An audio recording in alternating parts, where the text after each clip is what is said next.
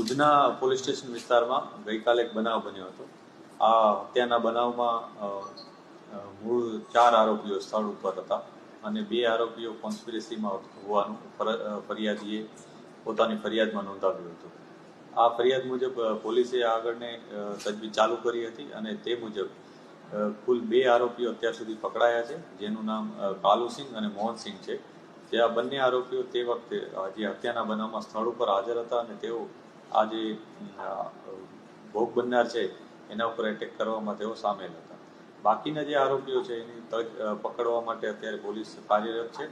અલગ અલગ આરોપીઓ માટે જુદી જુદી ટીમો બનાવી છે. આ ટીમો પોતાની રીતના આના ઉપર વર્કઆઉટ કરી રહ્યા છે અને આરોપી જલ્દીથી જલ્દી પકડાઈ જાય એ માટેના પ્રયાસો ચાલુ છે.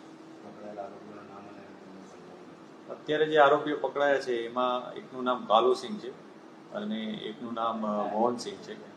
આ બંને